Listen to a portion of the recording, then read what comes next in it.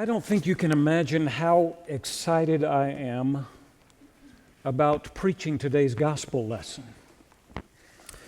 My doctoral dissertation was on the Gospel of Luke, and most of one chapter was devoted to this passage from Luke 24, the story about two disciples on the road to Emmaus. I love this story. And one of the things I love about it is that these two walked with Jesus for nearly 7 miles without knowing who he was. It makes me wonder how many times he has walked with us when we haven't recognized him. But I also wonder, how is it that they didn't recognize him? They weren't 2 of the 12, but they were his disciples nonetheless. They had followed him on the road. They had heard the sound of his voice. They had seen the look in his eye. How could they not recognize him as Jesus, their Lord and Master? Luke explains it by saying that their eyes were kept from recognizing him, but it makes me wonder who was keeping them. Was it God, waiting for the surprise ending of this story? Or was it their own minds that could not accept what their eyes were seeing? I thought about that when I walked to church this morning. I thought, if Robert E. Lee came up and started walking along with me, I probably wouldn't say, "Good morning, General." I would probably look at him and think, wow, these Civil War reenactments are so authentic.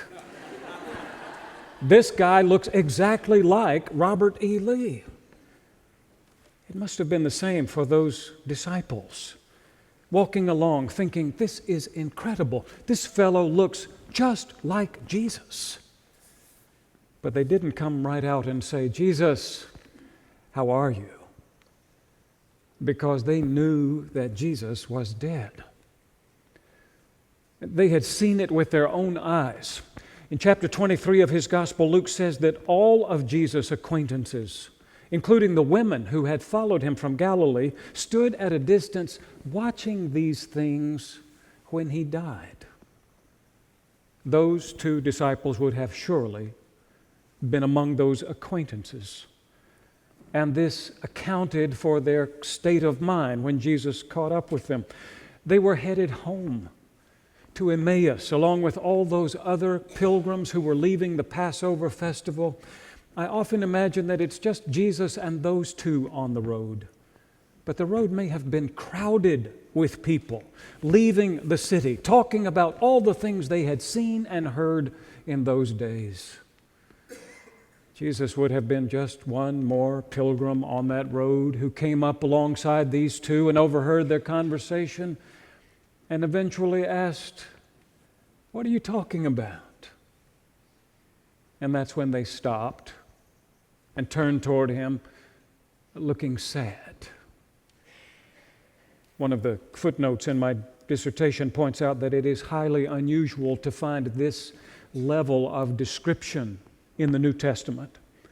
It wasn't the custom in those days to describe how people looked or what they were wearing or how they were feeling. This line reads like something out of a modern novel. They stood still, looking sad.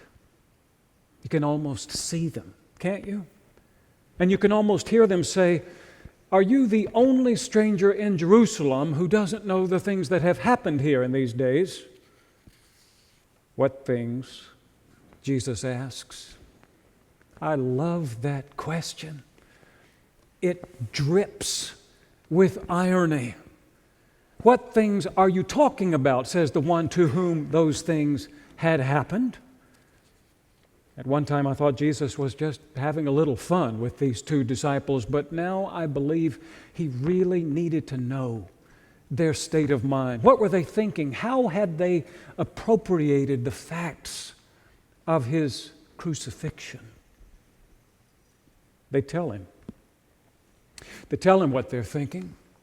That Jesus of Nazareth, a prophet mighty in deed and word before God and all the people, had been handed over by their chief priests and elders, condemned and crucified. And all of this had happened 3 days earlier. We had hoped, they said. We had hoped that He would be the one to redeem Israel. Meaning they had hoped that He was the Messiah. But now He was dead, and their hopes were dashed. Let me say just a little more about that. Traditional Jews are still waiting for the Messiah to come. According to the Judaism 101 website, belief in the eventual coming of the Messiah is a basic and fundamental part of traditional Judaism.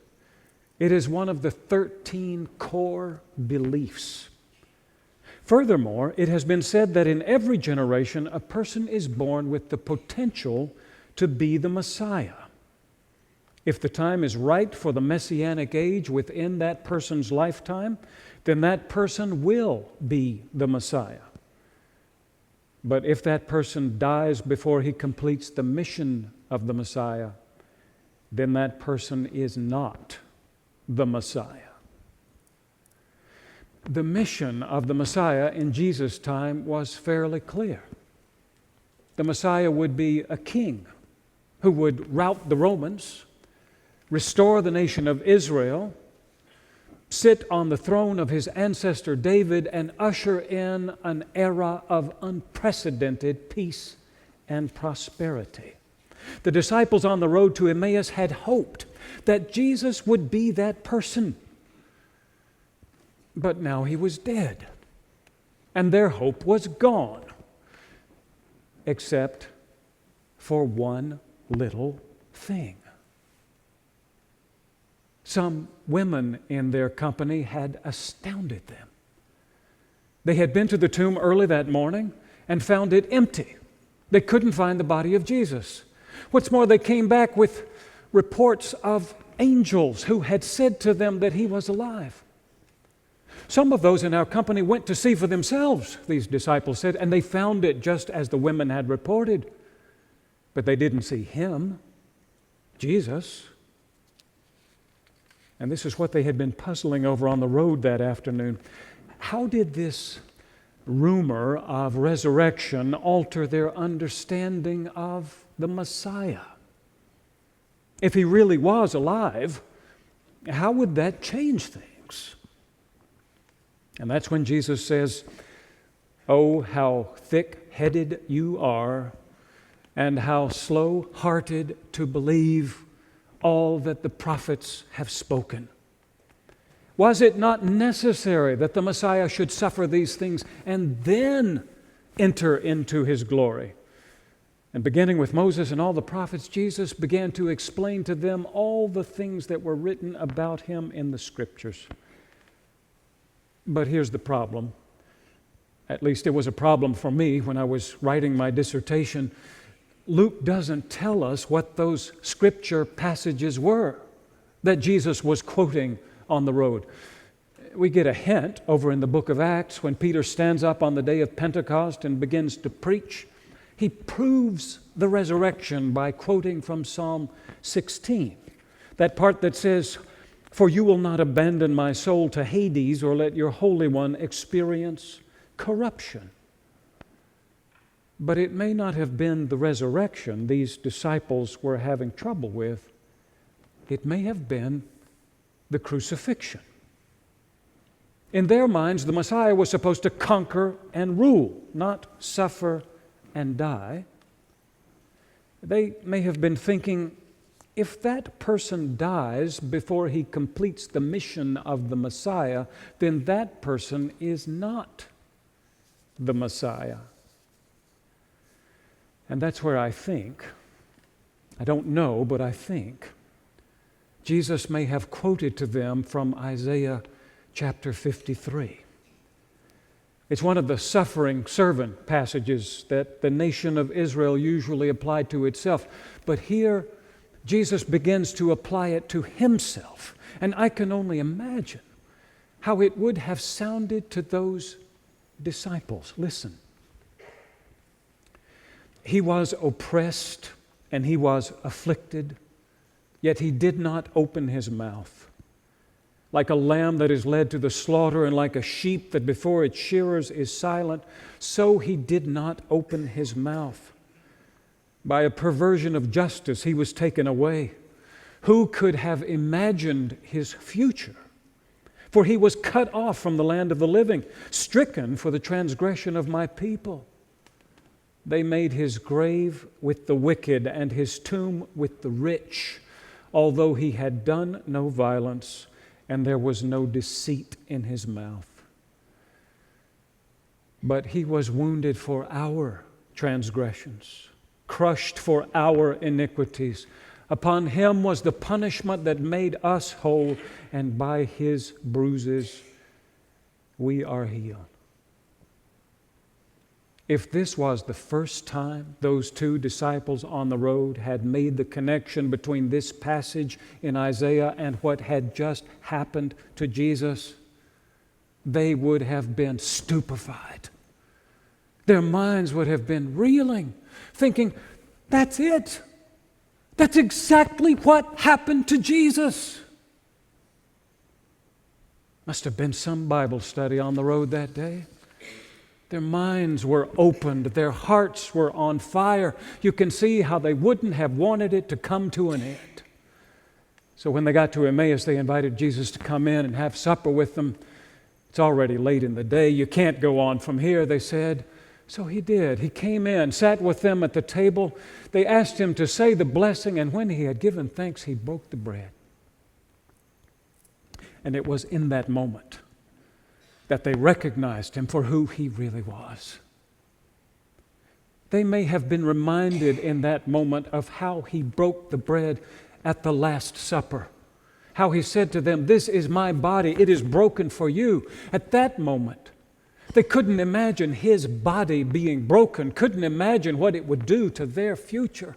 All it could mean was death and destruction. But in this moment, they were able to see it in a different way. That broken bread for them became the temple veil torn from top to bottom so that God could step forth from the Holy of Holies to be with them forever, so that death could be overcome by life everlasting. He broke the bread, and in that moment, they saw him for who he was. And in the next moment, he was gone. They must have gasped with surprise and then shouted with joy.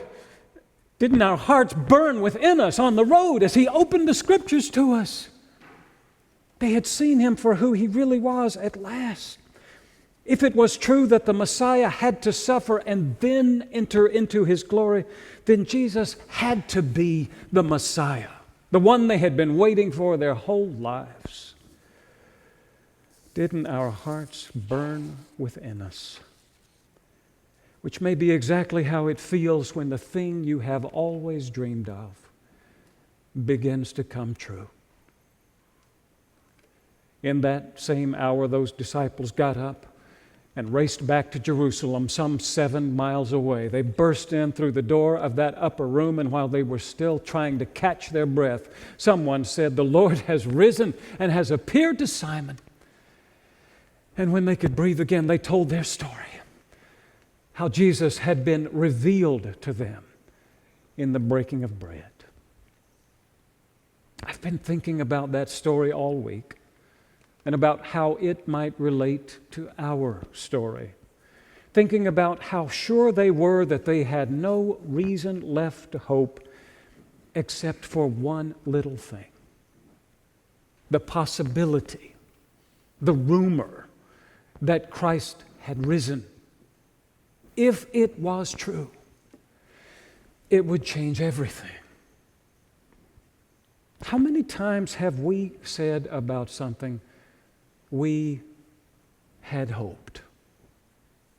Conjugating the verb in that imperfect tense, which means that we hoped and hoped and hoped and hoped that things could be different, but finally, in the end, that hope died. Richard Swanson says, "I have heard families use that phrase when they were packing up the things they had brought with them to the ICU. We had hoped," they say. and then they go home alone.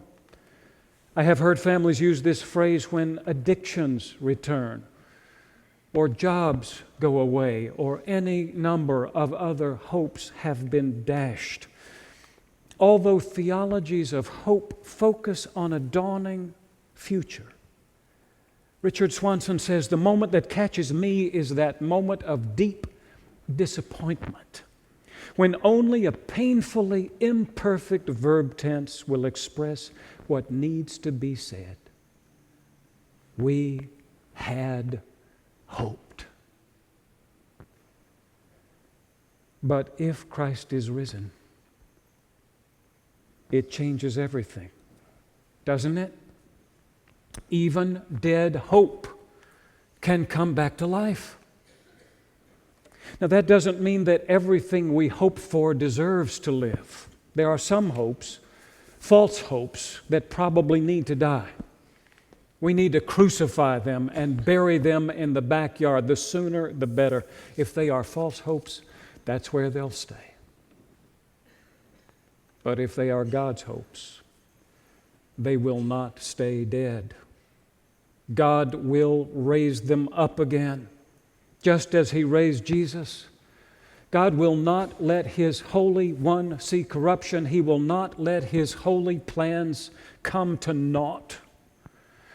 We will feel our hearts begin to burn within us as we realize that the thing we have always dreamed of is beginning to come true. Let's remember that. The next time we are tempted to say, we had hoped. Let's remember those two disciples on the road to Emmaus, thinking their hopes were dead and gone forever, except for one little thing. The rumor that Christ had risen. If it was true, it would change everything. Well, it was, and it did, and it does. Thanks be to God. Shall we pray?